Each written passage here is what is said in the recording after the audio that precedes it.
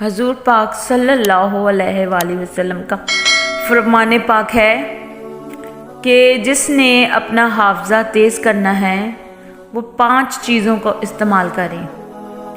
मिठास खाने से हाफजा तेज़ होता है, जानवर की गर्दन के करीब का गोश्त खाने से, मसूर की दाल खाने से, ठंडी रोटी खाने से और आयतल कुर्सी पढ़ने से हाफजा तेज़ होता है।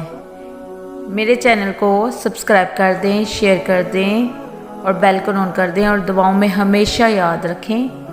अल्लाह हाफ़िज़।